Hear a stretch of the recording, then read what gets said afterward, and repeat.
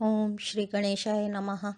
बालकांड को आगे बढ़ाते हुए दोहा नंबर 225 के आगे। ओ निसी प्रभेश मुनि आय सुदीना, सबहि संध्या बंदनु कीना। राम सिया राम जय जय राम। राम सिया राम जय जय राम।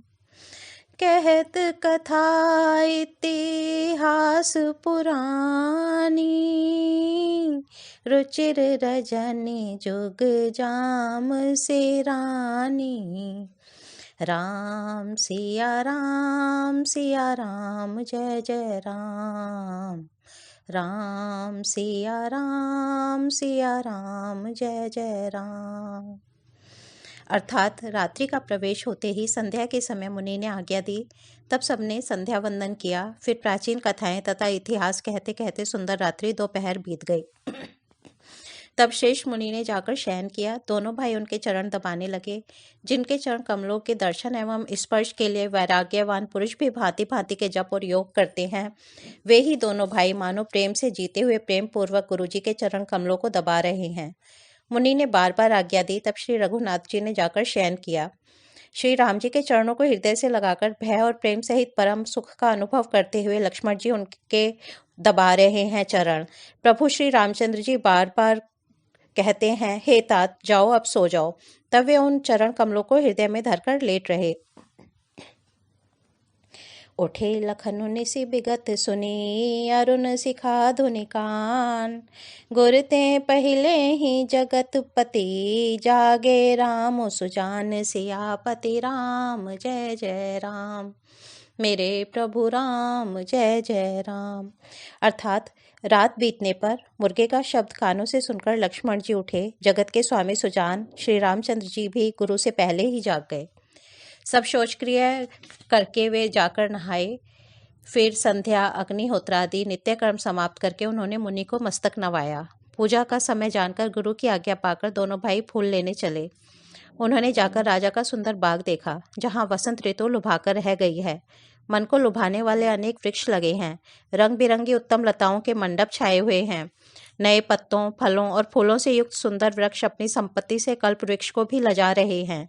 पपीहे, कोयल, तोते, चकोर आदि पक्षी मीठी बोली बोल रहे हैं और मोर सुंदर नृत्य कर रहे हैं। बाग के बीचों बीच सुहावना सरोवर सुशोभित है, जिसमें मणियों की सीढ़ियां विचित्र ढंग से बनी हैं। उसका जल निर्मल है, जिसमें अनेक रंगों के कमल खिले हुए हैं। जल के पक्षी कलरव कर रहे हैं और भ्रमर गुंजार कर रहे हैं। बागु तड़ागु बिलो के प्रभु, हर्ष बंधु समेत। परम रम्य आराम यहो, जो राम ही सुख देत। सियापति राम जय जय राम। मेरे प्रभु राम जय जय राम। अर्थात बाग और सरोवर को देखकर प्रभु श्री रामचंद्र जी भाई लक्ष्मण सहित हर्षित हुए। यह बाग वास्तव में परम रमणीय है, जो जगत को सुख देने वाले श्री रामचंद्र जी को सुख दे रहा है। चारों ओर दृष्टि डालकर और मालियों से पूछकर वे प्रसन्न मन से पत्र पुष्प लेने लगे। उसी समय सीता जी वहां आई। माता ने उन्हें गिरिजा पार्वती जी की पूजा करने के लिए भेजा था। साथ में सब सुंदरी और सयानी सखियां हैं, जो मनोहर वाणी से गीत गा रही हैं। सरोवर के पास गिरिजा जी का मंदिर सुशोभित है, जिसका वर्णन नहीं किया जा सकता। देखकर मन मोहित हो जाता है। सखियों सहित सरोवर में स्नान करके सीता जी प्रसन्न मन से गिरिजा जी के मंदिर में गईं। उन्होंने बड़े प्रेम से पूजा की और अपने योग्य सुंदर वर मांगा। एक सखी सीता जी का साथ छोड़कर फुलवाड़ी देखने चली गई थी। उसने जाकर दोनों भाइयों को देखा और प्रेम में विह्वल होकर वह सीता जी के पास आई। तासु दशा देखी सखिन, पुलक गात चलु नैन। कहु कारण निज हर्ष कर, पूछई सब मृदु बैन। सियापति राम जय जय राम। मेरे प्रभु राम जय जय राम। सखियों ने उसकी दशा देखी कि उसका शरीर पुलकित है और नेत्रों में जल भरा है। सब कोमल वाणी से पूछने लगी कि उसकी प्रसन्नता का कारण क्या है। उसने कहा, दो राजकुमार बाग देखने आए हैं। किशोर अवस्था के हैं और सब प्रकार से सुंदर हैं। वे सांवले और गोरे रंग के हैं। उनके सौंदर्य को देखकर कैसे बखानूं? वाणी बिना नेत्र की है और नेत्रों के वाणी नहीं है। यह सुनकर और सीता जी के हृदय में बड़ी उत्कंठा जानकर सब सयानी सखियां प्रसन्न हुईं। तब एक सखी कहने लगी, हे सखी, ये वही राजकुमार हैं जो सुना है कि कल विश्वामित्र मुनि के साथ आए हैं और जिन्होंने अपने रूप की मोहिनी डालकर नगर के स्त्री पुरुषों को अपने वश में कर लिया है। जहां तहां सब लोग उनकी छवि का वर्णन कर रहे हैं। अवश्य चलकर उन्हें देखना चाहिए, वे देखने ही योग्य हैं। उसके वचन सीता जी को अत्यंत ही प्रिय लगे और दर्शन के लिए उनके नेत्र अकुला उठे। उसी प्यारी सखी को आगे करके सीता जी चली। पुरानी प्रीति को कोई लख नहीं पाता। सुमिरि सिय नारद बचन, उपजी प्रीति पुनीत। चकित बिलोकति सकल दिशि, जनु शिशु मृगी सभीत। सियापति राम जय जय राम, मेरे प्रभु राम जय जय राम। नारद जी के वचनों का स्मरण करके सीता जी के मन में पवित्र प्रीति उत्पन्न हुई। वे चकित होकर सब और इस प्रकार देख रही हैं मानो डरी हुई मृगछौनी इधर उधर देख रही हो। हाथों के कड़े, करधनी और पायजेब के शब्द सुनकर श्री रामचंद्र जी हृदय में विचार कर लक्ष्मण से कहते हैं, यह ध्वनि ऐसी आ रही है मानो कामदेव ने विश्व को जीतने का संकल्प करके डंके पर चोट मारी है। ऐसा कहकर श्री रामचंद्र जी ने फिरकर उस ओर देखा। श्री सीता जी के मुख रूपी चंद्रमा को निहारने के लिए उनके नेत्र चकोर बन गए। सुंदर नेत्र स्थिर हो गए, टकटकी लग गई, मानो निमि जनक जी के पूर्वज ने, जिनका सबकी पलकों में निवास माना गया है, लड़की दामाद के मिलन प्रसंग को देखना उचित नहीं, इस भाव से सकुचाकर पलकें छोड़ दी, पलकों में रहना छोड़ दिया, जिससे पलकों का गिरना रुक गया। सीता जी की शोभा देखकर श्री राम जी ने बड़ा सुख पाया। हृदय में वे उसकी सराहना करते हैं, किंतु मुख से वचन नहीं निकलते। वह शोभा ऐसी अनुपम है मानो ब्रह्मा ने अपनी सारी निपुणता को मूर्तिमान कर संसार को प्रकट करके दिखा दिया हो। वह सीता जी की शोभा सुंदरता को भी सुंदर करने वाली है। वह ऐसी मालूम होती है मानो सुंदरता रूपी घर में दीपक की लौ जल रही हो। अब तक सुंदरता रूपी भवन में अंधेरा था, वह भवन मानो सीता जी की सुंदरता रूपी दीप शिखा को पाकर जगमगा उठा है, पहले से भी अधिक सुंदर हो गया है। सारी उपमाओं को तो कवियों ने झूठा कर रखा है। मैं जनक नंदिनी श्री सीता जी की किससे उपमा दूं? सिय शोभा है बरनि प्रभु, आपनि दशा विचार। बोले सुचि मन अनुज सन, बचन समय अनुहारे। सियापति राम जय जय राम, मेरे प्रभु राम जय जय राम। अर्थात इस प्रकार हृदय में सीता जी की शोभा का वर्णन करके और अपनी दशा को विचार कर प्रभु श्री रामचंद्र जी पवित्र मन से अपने छोटे भाई लक्ष्मण से समय अनुकूल वचन बोले। हे तात, यह वही जानक जी की कन्या है जिसके लिए धनुष्य यज्ञ हो रहा है। सखियां इसे गौरी पूजन के लिए ले आई हैं। यह फुलवाड़ी में प्रकाश करती ही फिर रही हैं, जिसकी अलौकिक सुंदरता देखकर स्वभाव से ही पवित्र मेरा मन शुद्ध हो गया है। वह सब कारण अथवा उसका सब कारण तो विधाता जाने, किंतु हे भाई सुनो, मेरे मंगलदायक दाहिने अंग फड़क रहे हैं।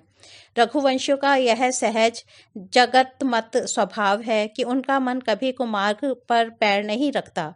मुझे तो अपने मन का अत्यंत ही विश्वास है कि जिसने जागृत की कौन कहे स्वप्न में भी पराई स्त्री पर दृष्टि नहीं डाली है। रण में शत्रु जिनकी पीठ नहीं देख पाते, अर्थात जो लड़ाई के मैदान से भागते नहीं, पराई स्त्रियां जिनके मन और दृष्टि को नहीं खींच पाती, और भिखारी जिनके यहाँ से ना ही नहीं पाते, अर्थात खाली हाथ नहीं लौटते, ऐसे श्रेष्ठ पुरुष संसार में थोड़े हैं। करत बत कही अनुज सन, मन सिय रूप लोभान। मुख सरोज मकरंद छवि, करई मधुप इव पान। सियापति राम जय जय राम, मेरे प्रभु राम जय जय राम। अर्थात यो श्री राम जी छोटे भाई से बातें कर रहे हैं, पर मन सीता जी के रूप में लुभाया हुआ उनके मुख रूपी कमल के छवि रूप मकरंद रस को भौरे की तरह पी रहा है। सीता जी चकित होकर चारों ओर देख रही हैं। मन इस बात की चिंता कर रहा है कि राजकुमार कहाँ चले गए। बाल मृग नयनी, मृग के छौने की सी आंख वाली सीता जी जहाँ दृष्टि डालती हैं, वहां मानो श्वेत कमलों की कतार बरस जाती है। तब सखियों ने लता की ओट में सुंदर श्याम और गौर कुमारों को दिखलाया। उनके रूप को देखकर नेत्र ललचा उठे। वे ऐसे प्रसन्न हुए मानो उन्होंने अपना खजाना पहचान लिया। श्री रघुनाथ जी की छवि देखकर नेत्र निश्चल हो गए, पलकों ने भी गिरना छोड़ दिया। अधिक स्नेह के कारण शरीर बेकाबू हो गया, मानो शरद ऋतु के चंद्रमा को चकोरी बेसुध ही देख रही हो। नेत्रों के रास्ते श्री रामचंद्र जी को हृदय में लाकर चतुर शिरोमणि जानकी जी ने पलकों के किवाड़ लगा दिए, अर्थात नेत्र मूंदकर उनका ध्यान करने लगी। जब सखियों ने सीता जी को प्रेम के वश जाना, तब वे मन में सकुचा गईं, कुछ कह नहीं सकती थीं। लता भवन्ते प्रगट भे तेहि अवसर दो भाई, निकसे जनु जुग बिमल विधु जलद पटल बिल गाई, सियापति राम जय जय राम, मेरे प्रभु राम जय जय राम। अर्थात उसी समय दोनों भाई लता मंडप में से प्रकट हुए, मानो दो निर्मल चंद्रमा बादलों के पर्दे को हटाकर निकले हों। दोनों सुंदर भाई शोभा की सीमा है, उनके शरीर की आभा नीले और पीले कमल की सी है, सिर पर सुंदर मोर पंख सुशोभित हैं, उनके बीच बीच में फूलों की कलियों के गुच्छे लगे हैं, माथे पर तिलक और पसीने की बूंदें शोभायमान हैं, कानों में सुंदर भूषणों की छवि छाई है, टेढ़ी भौहें और घुंघराले बाल हैं, नए लाल कमल के समान लाल नेत्र हैं, ठोड़ी नाक और गाल बड़े सुंदर हैं और हंसी की शोभा मन को मोल लिए लेती है। मुख की छवि तो मुझसे कही ही नहीं जाती, जिसे देखकर बहुत से कामदेव लजा जाते हैं। वक्ष स्थल पर मणियों की माला है, शंख के सदृश सुंदर गला है, कामदेव के हाथी के बच्चे की सूंड के समान उतार चढ़ाव वाली एवं कोमल भुजाएं हैं, जो बल की सीमा है, जिसके बाएं हाथ में फूलों सहित दोना है। हे सखी, वह सांवला कुंवर तो बहुत ही सलोना है। के हरि कटिपट पीत धर सुषमा शील निधान, देखी भानु कुलभूषण है बिसरा सखिन पान, सियापति राम जय जय राम, मेरे प्रभु राम जय जय राम। अर्थात सिंह की सी पतली लचीली कमर वाले पीतांबर धारण किए हुए शोभा और शील के भंडार सूर्यकुल के भूषण श्री रामचंद्र जी को देखकर सखियां अपने आप को भूल गईं। एक चतुर सखी धीरज धरकर हाथ पकड़कर सीता जी से बोली, गिरिजा जी का ध्यान फिर कर लेना, इस समय राजकुमार को क्यों नहीं देख लेती। तब सीता जी ने सकुचाकर नेत्र खोले और रघुकुल के दोनों सिंहों को अपने सामने खड़े देखा। नख से शिखा तक श्री रामचंद्र जी की शोभा देखकर और पिता का प्रण याद करके उनका मन बहुत शुद्ध हो गया। जब सखियों ने सीता जी को प्रेम के वश देखा, तब सब भयभीत होकर कहने लगी, बड़ी देर हो गई, अब चलना चाहिए, कल इसी समय फिर आएंगी। ऐसा कहकर एक सखी मन में हंसी। सखी की यह रहस्य भरी वाणी सुनकर सीता जी सकुचा गईं। देर हो गई जान उन्हें माता का भय लगा। बहुत धीरज धरकर वे श्री रामचंद्र जी को हृदय में ले आईं और उनका ध्यान करती हुई अपने को पिता के अधीन जानकर लौट चली। ओ मंगल भवन अमंगल हारी, द्रबहु सो दशरथ अजिर बिहारी, राम सिया राम जय जय राम, राम सिया राम जय जय राम। बालकांड को आज यहीं विराम देते हैं, कल इसके आगे बढ़ेंगे। धन्यवाद।